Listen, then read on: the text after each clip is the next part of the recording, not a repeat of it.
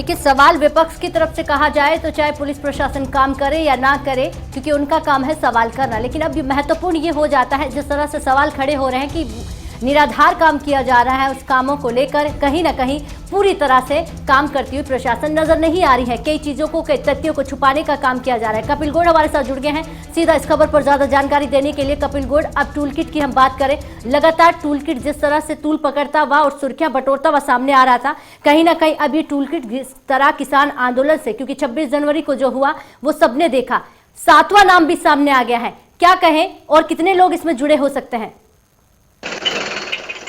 देखिए राधिका, 26 जनवरी को जो कुछ हुआ वो देश के लिए शर्मसार वाली बात थी, जिसके बाद एक ट्वीट जो बाहर से आने लगे थे, चाहे वो रिहाना का हो, चाहे वो मिया खलीफा का हो, चाहे फिर वो ग्रेटा थनबर्ग का हो। ये जो टूल किट का जो मामला है, ये जो टूल किट का जो मामला है, ये ग्रेटा थनबर्ग की वजह से जो इंडिया के अंदर जो है ये शुरू हुआ सारा मामला।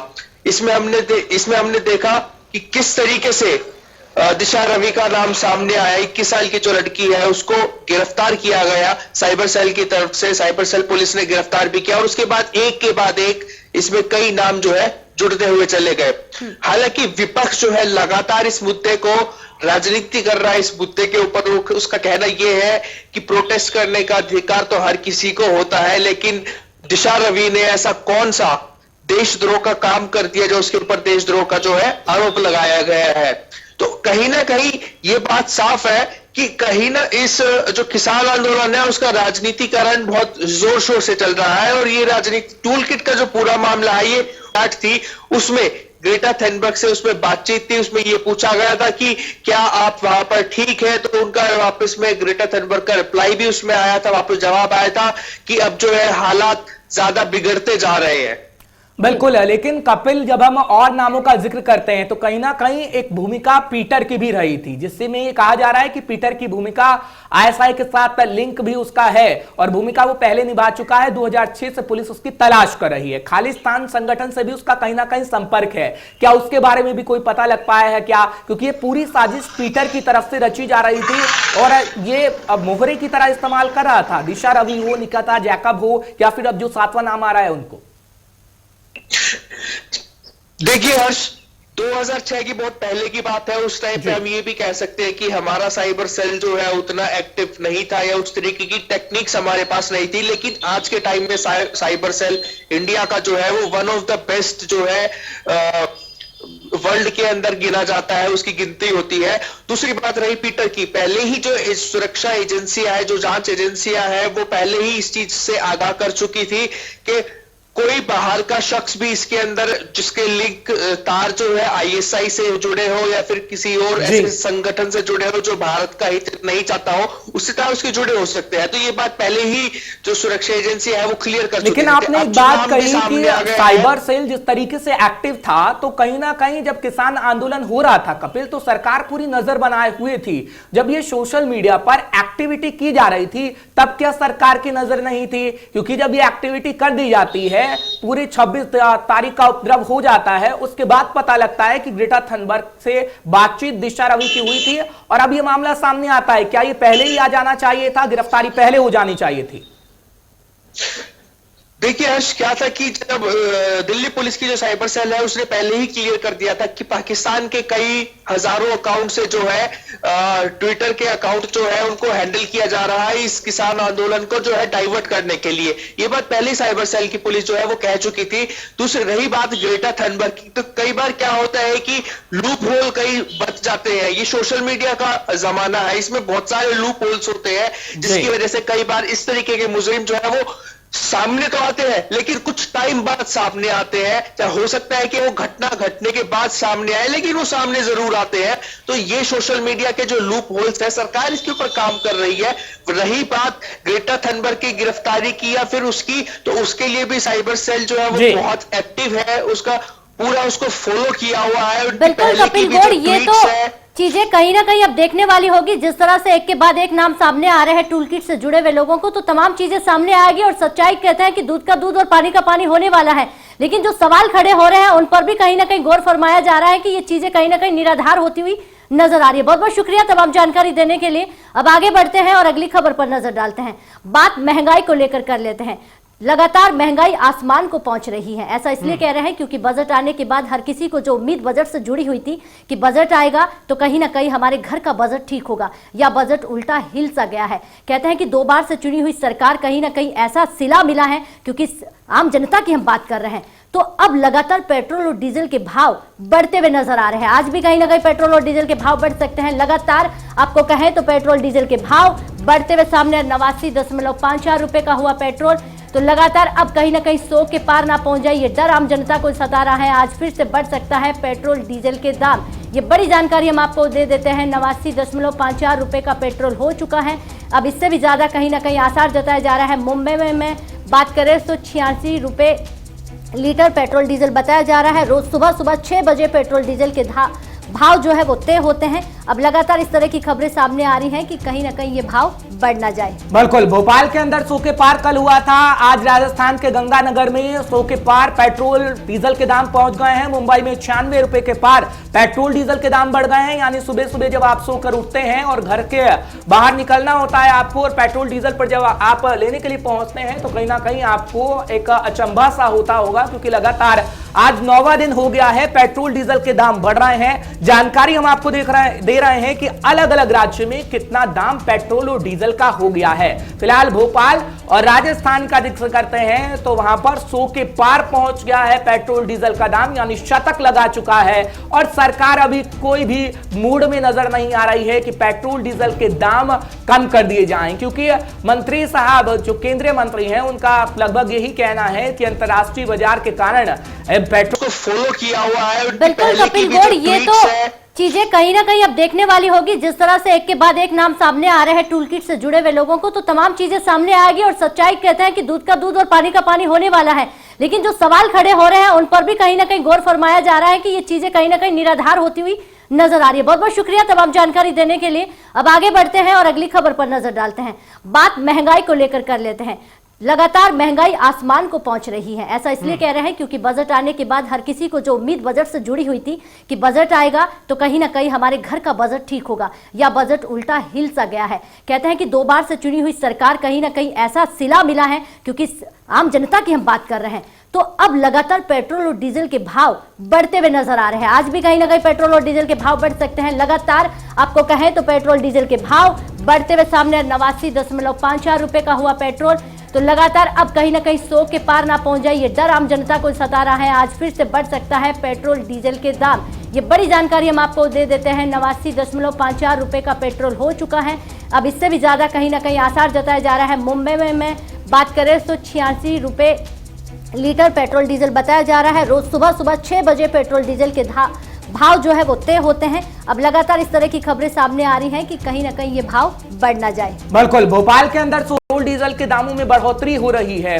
और जहां तक हम सदन की बात करते हैं तो पेट्रोलियम मंत्री का भी कोई ऐसा खासा बयान सामने नहीं आया जिससे लोगों को राहत मिल सके। फिलहाल गैस के दाम बढ़ रहे हैं, पेट्रोल डीजल के दाम बढ़ रहे हैं, सब्जियों के दाम बढ़ रहे हैं, लेकिन सरकार अभी चुप बैठी है। लेकिन कोई जवाब और तारीख ऐसी नहीं है कि कब महंगाई कम होगी, कब पेट्रोल डीजल के दाम कम हो सकेंगे। तो बिल्कुल, क्योंकि यही एक ऐसा तरल पदार्थ है, आपको बता दें, जिससे अच्छी खासी आम जनता की जेब काटी जा सकती है। कहावत है कि ना हिंग लगे ना फिटकड़ी, रंग चोखा वाली बात ये साफ तौर पर नजर आती है।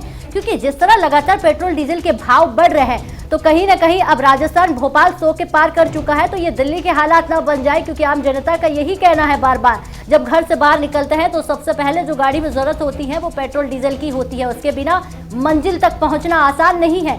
लेकिन ये नहीं पता था आम जनता को कि ऐसे कुछ भी दिन देखने पड़ेंगे, क्योंकि कोरोना काल के बाद उम्मीद तो यही थी कि कहीं ना कहीं राहत मिलेगी सरकारों की तरफ से। लेकिन केंद्र में बैठी सरकार से भी तो यही जवाब आ रहे हैं कि कहीं ना कहीं अंतर्राष्ट्रीय भाव हैं वो बढ़ रहे हैं। इस वजह से इसका सीधा असर जो है आम जनता को भुगतना पड़ रहा है। चलिए बढ़ेंगे आगे और एक और बड़ी खबर से आपको रूबरू फटाफट करवाएंगे। बात आसाराम की करेंगे। दरअसल जेल में बंद आसाराम की तबीयत बिगड़ गई है और जोधपुर की जेल में वो बंद है। फिलहाल उन्हें अस्पताल में भर्ती कराया गया है। कौन से अस्पताल में भर्ती है वो भी आपको बता देते हैं फटाफट से। दरअसल महात्मा गांधी अस्पताल की इमरजेंसी में उन्हें भर्ती कराया गया है और पहले जेल डिस्पेंसरी में दिया गया था प्राथमिक उपचार, लेकिन उसके बाद भर्ती कराया गया और अस्पताल के बाहर बड़ी तादाद में समर्थक पहुंच गए। तो बिल्कुल ये बड़ी जानकारी आप तक पहुंचा देते हैं। आसाराम बापू को लेकर ये खबर सामने आ रही है। जोधपुर के जेल में बंद आसाराम बापू की तबीयत अचानक बिगड़ गई है, जिसे लेकर महात्मा गांधी अस्पताल में इमरजेंसी में आसाराम बापू को भर्ती कराया गया है। पहले जेल के डिस्पेंसरी में दिया गया था प्राथमिक उपचार, लेकिन हालात ठीक नहीं हुए, उससे राहत नहीं मिली, तो सीधा अगर कहे महात्मा गांधी अस्पताल में उन्हें भर्ती करवाया गया और अस्पताल के बाहर भारी तादाद में लोग समर्थन उनके मौजूद खड़े नजर आ रहे हैं, उनके लिए दुआ प्रार्थना करते हुए। संदीप गोयल हमारे साथ जुड़ गए सीधा इस पर जानकारी देने के लिए। संदीप गोयल, आसाराम बापू, क्योंकि सभी को याद होगा कि वो जेल में बंद हैं और अब उनकी हालात जो है वो बिगड़ गए हैं, इसको लेकर क्या कुछ जानकारी निकल कर आ रही है? क्योंकि उन्हें महात्मा गांधी अस्पताल में भर्ती तो कराया गया है, अब उनकी हालत कैसी है? जी देखिए, बिल्कुल जिस तरह से मंगलवार को दोपहर के बाद उनकी तबीयत बिगड़ी, उसके बाद उन्हें जो है जेल में ही जो है डिस्पेंसरी में वहां पर उनका जो है देख की गई। हालांकि जब वहां पर जो सुधार नहीं हुआ तो उसके बाद जो है उनको हॉस्पिटल लेके जाया गया, वहां पर ओपीडी में उनका इलाज किया गया, चेकअप लिखे गए। उसके बाद जब वहां पर भी हालात जो है काबू में डॉक्टरों के नहीं आए तो फिर इमरजेंसी में उनको शिफ्ट किया गया है। इमरजेंसी में जहाँ पर इलाज उनका लगातार जारी है और जो तमाम तरह के जो टेस्ट होते हैं वो टेस्ट किए गए हैं। घुटनों में उनके दर्द हो रहा है, बीपी की परेशानी बनी हुई है, कहीं ना कहीं जो है बेचैनी लगातार उनको बनी हुई है, उसको लेकर लगातार डॉक्टरों की देखरेख में आसाराम जो है बने हुए हैं। और लगातार जैसे ही इस बात की जानकारी उनके समर्थकों को मिलती है तो समर्थक वहां पर भारी तादाद में पहुंच जाते हैं। हालांकि उनको अस्पताल में जब उन्होंने एंटर किया वहां पर फिर पुलिस ने उनको बाहर कर दिया। हालांकि भीड़ जब ज्यादा हो गई तो अस्पताल के बाहर से ही लगातार वो जो है देखरेख कर रहे हैं और आसाराम की जो है लगातार तबीयत की जानकारी ले रहे हैं, जो जानकारी वहां पर मिल रही है। साथ ही यदि डॉक्टरों की बात करूं तो डॉक्टरों का कहना है कि सारी जो रिपोर्टें चेक कर ली गई हैं, आराम पहले के मुताबिक जो है कहीं ना कहीं बना हुआ है और जल्दी जो है उनको फिर से जेल में शिफ्ट कर दिया जाएगा। बिल्कुल संदीप, लेकिन तबीयत बिगड़ने का आखिर कारण क्या था? जिस तरीके से आप कह रहे हैं कि उन्हें बेचैनी हो रही थी, क्योंकि तबीयत पहली बार तो बिगड़ी नहीं है, इससे पहले भी तबीयत बिगड़ चुकी है। फिलहाल क्या कुछ उपचार इस वक्त किया जा रहा है और कैसी तस्वीर आगे आने वाले दिनों में देखने को मिल सकती है? क्योंकि समर्थक तो जुट चुके हैं बाहर, अस्पताल के बाहर, इसी तरीके से जेल के बाहर भी समर्थकों का जुटना हुआ था, लेकिन स्थिति कब तक सुधर सकती है? क्या कोई बुलेटिन जारी किया गया है अस्पताल की तरफ से? देखिए, जो डॉक्टरों से बात हो रही है उसमें कहा जा रहा है कि अभी उनको सीसीयू में रखा गया है। हालांकि उनकी जो ईसीजी रिपोर्ट थी वो नॉर्मल आई है। बीपी की जो थोड़ी सी परेशानी थी उनको इंजेक्शन लगाए गए हैं। साथ ही जो घुटनों की बीमारी थी वो लगातार उनको जो है दवाइयां देकर आराम किया जा रहा है। हालांकि अभी जो है हालात सामान्य बने हुए हैं और जल्दी जो है डॉक्टरों का ये कहना है कि यदि इसी तरह से जो हालात सामान्य बने तो फिर से उनको जल्दी एक जो है जेल में शिफ्ट कर दिया जाएगा। हालात बेहद सामान्य है और पूरी जो टीम है डॉक्टरों की वो उनको देख रही है और बहुत ही जो है जो एक समय जो सीमा होती है, अब जो कहते हैं बुजुर्ग अवस्था में जिस तरह की बीमारी होती है वो एक नॉर्मल बीमारी है और उसको जो है फिर से सुधारने के बाद जो है जेल में शिफ्ट कर दिया जाएगा। बिल्कुल संदीप, इस पर भी जानकारी दीजिएगा, क्योंकि बात आसाराम बापू की हो रहे हैं, क्योंकि लगातार लंबे समय से वो जेल में बंद है। इसको लेकर क्योंकि समर्थनों का कि जिस तरह बाहर भारी जमावड़ा लगा, इससे देखने को है कि आज भी लोग उनसे बहुत प्यार करते हैं, लेकिन जो तो बिल्कुल ये बड़ी जानकारी आप तक पहुंचा देते हैं। आसाराम बापू को लेकर ये खबर सामने आ रही है। जोधपुर के जेल में बंद आसाराम बापू की तबीयत अचानक बिगड़ गई है, जिसे लेकर महात्मा गांधी अस्पताल में इमरजेंसी में आसाराम बापू को भर्ती कराया गया है। पहले जेल के डिस्पेंसरी में दिया गया था प्राथमिक उपचार, लेकिन हालात ठीक नहीं हुए, उससे राहत नहीं मिली, तो सीधा अगर कहे महात्मा गांधी अस्पताल में उन्हें भर्ती करवाया गया और अस्पताल के बाहर भारी तादाद में लोग समर्थन उनके मौजूद खड़े नजर आ रहे हैं, उनके लिए दुआ प्रार्थना करते हुए। संदीप गोयल हमारे साथ जुड़ गए सीधा इस पर जानकारी देने के लिए।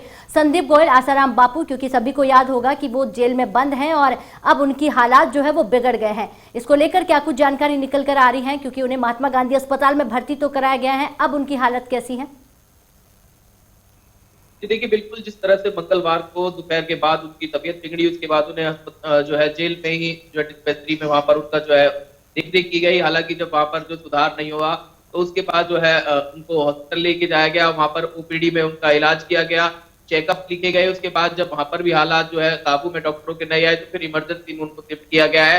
इमरजेंसी में जहाँ पर इलाज उनका लगातार जारी है और जो तमाम तरह के जो टेस्ट होते हैं वो टेस्ट किए गए हैं। घुटनों में उनके दर्द हो रहा है, बीपी की परेशानी बनी हुई है, कहीं ना कहीं जो है बेचैनी लगातार उनको बनी हुई है, उसको लेकर लगातार डॉक्टरों की देखरेख में आसाराम जो है बने हुए हैं। और लगातार जैसे ही इस बात की जानकारी उनके समर्थकों को मिलती है तो समर्थक वहां पर भारी तादाद में पहुंच जाते हैं। हालांकि उनको अस्पताल में जब उन्होंने एंटर किया वहां पर फिर पुलिस ने उनको बाहर कर दिया। हालांकि भीड़ जब ज्यादा हो गई तो अस्पताल के बाहर से ही लगातार वो जो है देख रेख कर रहे हैं और आसाराम की जो है लगातार तबीयत की जानकारी ले रहे हैं, जो जानकारी वहां पर मिल रही है।